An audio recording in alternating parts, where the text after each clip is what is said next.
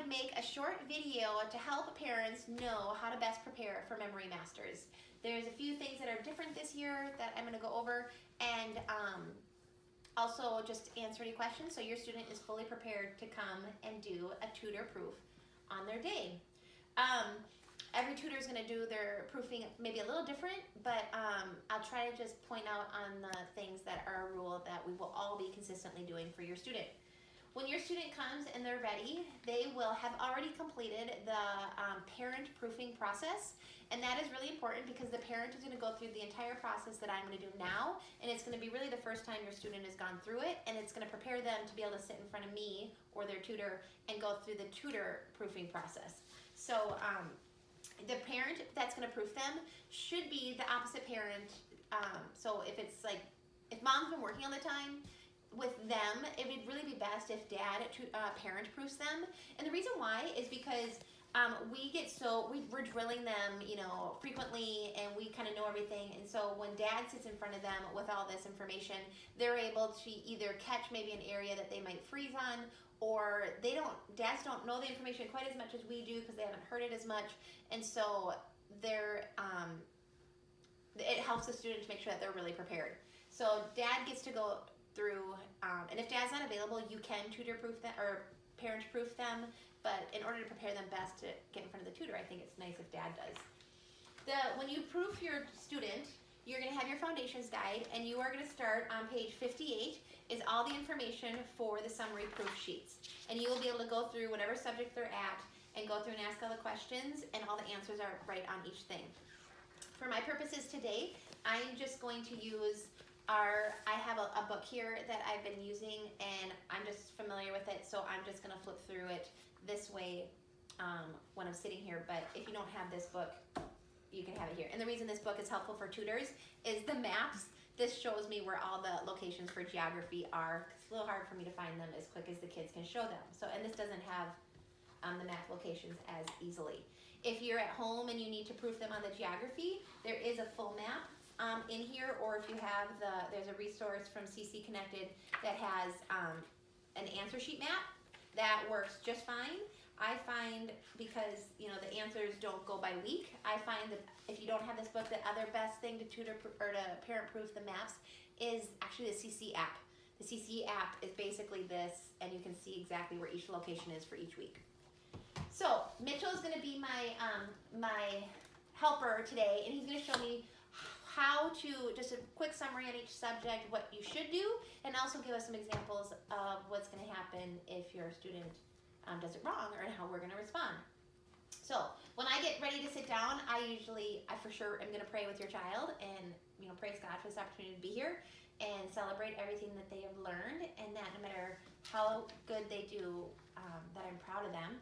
And then secondly, I'm going to ask them what subject they want to do first. So if they want, usually some kids want to get the easy ones done, the hard ones done. They can pick whatever subject they want to do first. So Mitchell, what subject would you like to do first? I want to do timeline. Okay, you want to do timeline. Perfect. So I'll get my timeline proof. And it just says, tell me, starting with Age of Ancient Empires.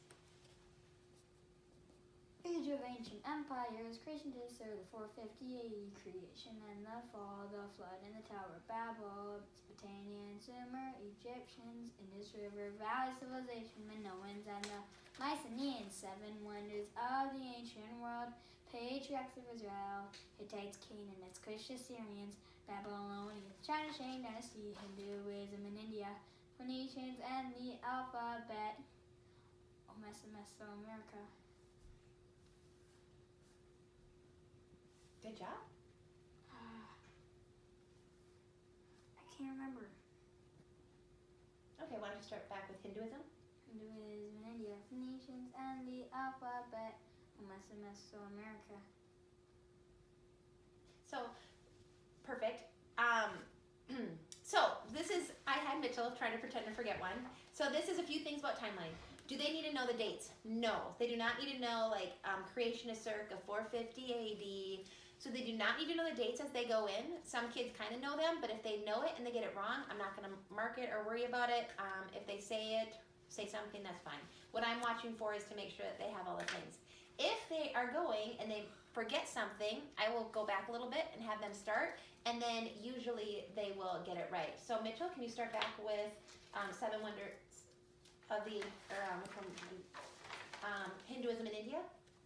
Hinduism, India, nations, and the alphabet, almost Mesoamerica, Israelite, Exodus, and desert, when you mean Israelite, conquers the judges, Greek Dark Ages, Israel's United Kingdom. Okay, so if your child freezes, and Mitchell modeled that for us, I'm going to ask them a few times. If they miss it 1 or 2 times because of nerves, it's no big deal. If they can get it by the 2nd or 3rd time, it's not a problem. So don't worry if your child says something wrong.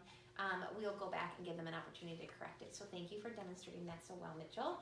Okay, let's say he passed timeline. He did well. Maybe he missed 1 or 2, but then he fixed it, and so we get to move on. Okay, Mitchell, what's your next subject? I think I'll do Latin. Okay, Latin. We're gonna start with that. Tell me first declension, or tell me the noun cases. Noun to the subject, genitive, possessive, dative, indirect object, accusative, direct object, object of the preposition. Perfect. Tell me first declension noun endings. I am a singular. First declension, I arm, isas, I arm, isas, I arm, isas, plurals. First declension. Perfect. Okay, so a little clue about Latin, and actually Mitchell just demonstrated this so well, and this happens a lot in time one. Lots of times kids say it so fast because they're worried they're going to remember it, so we know that, and so, you know, it's okay. If you can encourage them to slow down a little bit for us, that's super helpful. Now, I have found when I'm testing other students other than my own, the pronunciations for Latin, because it's like the AE, as you guys know, it's hard to know what the pronunciations are. So they might say, and let's see, I really is A-E. So they may call that A when it's really pronounced I, but they know it's the right one. So parents, we have these, they're available. I have put them on our Facebook group. This shows what their correct pronunciation is if they don't know it from the song. So if they don't know it from the song, this is the pronunciation. The os is floss, not os. And then on which declension, you know, this is pronounced os. E-I. So the pictures show, and I put the phonetic pronunciation on these so that you make sure your child is saying them in the correct pronunciation. If they know the song, they will know the correct pronunciation. If they don't do the song, then this is just a tool to help you. But we'll be listening for the correct pronunciation if they know the song. So my point is, if your child didn't memorize a song, make sure they know the right pronunciation. Otherwise, they might know it, really know it, and we won't know that because they pronounced it wrong. Okay, what's your next subject you'd like to do? Geography. Okay, geography. So for geography, I'm going to start with Mitchell. I happen to know that Mitchell knows the geography based on the region, but they do not need to know the region. So I will say, show me the Fertile Crescent. Now, he'll show me. So show me Fertile Crescent. Mediterranean Sea, Mesopotamia, Tigris River, the top one, Fraser is below one, Sumer. Okay, and then, so he knows those, but let's say he doesn't know them all. The next one is the Assyrian Empire. Show me the Black Sea. That one. Show me the Red Sea. Oh, yeah, that one. Show me the Caspian Sea. What is this? Persian Gulf. Show me Babylon. Perfect. So he got them all. So if they know them by the Hebrew Empire and they can show them all, that's just fine. If they don't, we will go through each one and we'll alternate between asking show me and ask for it, or tell me, and they will point to it. And I find this map is helpful because it's easy for me to see they know exactly what they're doing. So that's geography. What's your next subject, Mitchell? Math. Math. So math, from weeks 1 through 12, there is just all of the math facts. There are 3 different ways to do the math facts, and I will show you all 3 of them so you can decide. So if you would like to, ages 10 and over by January 1st, students now need to not just skip count, you know, the songs, they have to do the full math facts. So if they are under the age of 10 before January, they can just do 3, 6, 9, 12, 15, 18, 21, they can just sing it. So for students who are over the age of 10 after January 1st, they have to know the entire math facts. One way to do it is these are the CC connected flashcards, and these flashcards are mixed up. They're not in any order, and so they are just all of the math facts. There's 68 cards, 2 on each side. And so if they are not mixed up, we can just go ahead and I will bring them and you can just go through the math facts.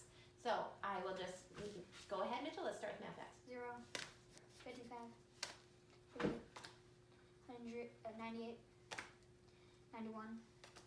Okay, now let's say he struggles on this one. 71, 72. Try again. 74. Okay, if he misses it twice, I'm gonna put it back in here. And somewhere, just whatever, and I'm gonna give him one more shot. If he struggles then I'm gonna start to wonder if he really didn't know it. It's not a nerve thing. So I'm gonna give them a few shots of just doing it. Go ahead. 10, 50, 0. So if they struggle on one, it's okay as long as they get it. If that's fine. Now, if you did not practice at home with these, that's just fine. Let's say you practice at home with regular flashcards. If you have regular flashcards and they're all in order, so these are all in order, 1, 2, 3, 4, 5, you can do them still, but now they need to say the whole math fact out. So 4 times 0. 4 times 0 is 0. 4 times 1 is 4. 4 times 2 is 8. 4 times 3 is... Louder. 4 times 3 is 12. 4 times 4 is 16. Okay, so, and the reason why they have to chant the whole math facts is because they're in order. So if they're not in order, you don't have to chant it. If they're in order, you have to chant it. Now, let's say they didn't do math, and make sure if you have any flashcards you can use at home, which is just fine as long as you chant it, but make sure they go up to 15. If you did not do flashcards at home, and they want to just verbally tell me, you can just verbally tell me. 1 times 1 is 1. 1 times 2 is 2. 1 times 3 is 3. 4 times 1 is 4. 1 times 5 is 5. And that is just fine. So they can do it that way too. And then the fourth way that they can do it is they can write it out. So if they would like to write it out, they can do, so let's say they were going to do, it's going to be just 1 times 1, but they have to say it out loud as 1. 1 times 2 is 2. 1 times 3 equals 3. 1 times 4 equals 4. And they're going to do this all the way out to 1 times 15 equals 15. And they're going to do that for every subject. 2 times 1 is 2. 2 times 2 is 3. And they can write it out while they say it. And the reason some kids choose to write it out is because their mind, they lose what place they're in if they're just doing it audibly and they don't have flashcards. So if you want to write it out, you can. When you get through all the flashcards, yay, we're done. And then, or if you wrote it all out, you're done. Then the next one is week 10, which is the squares. The squares, you do not have to chant. You can just sing the skip counting song. So, Mitchell, tell me the squares. 1 for 9, 16, 25, 36, 48, 9, 6, 4, 81, 100, 120. Okay, and then the next one is the cubes. Mitchell, tell me the cubes. 1 and 27, 64, 100. So they'll just sing that one out. They don't have to write that out. And then we finish with the rest of the math. So that's how you do math. Mitchell, what's the next subject you'd like? Let's do science. Yeah, science.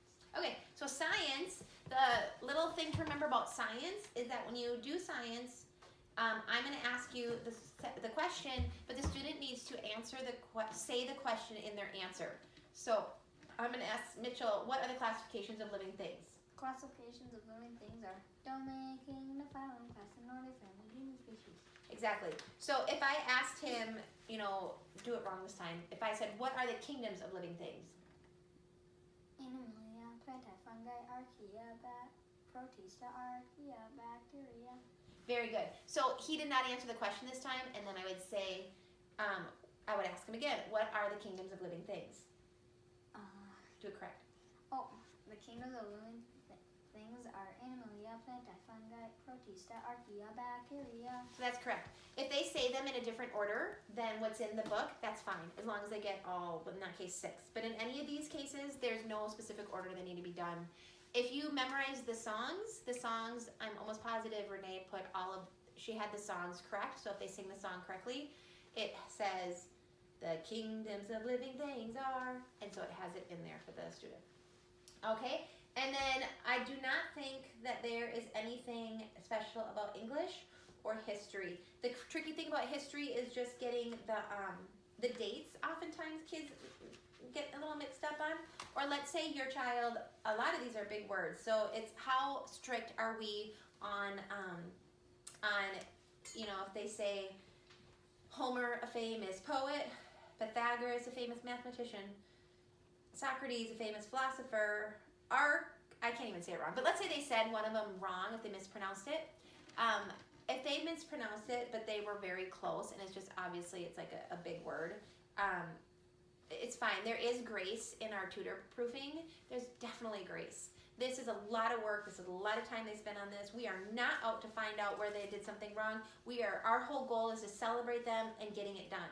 And so if he says Archimede or something, or Archimede, or a famous inventor, I would pass him. I would be like, yep, that's good. So I'm not strict if it's a little bit of a mispronunciation. However, if they got a date wrong, if they said, you know, the Byzantine Empire lasted until Ottoman Turks captured Constantinople in 1435.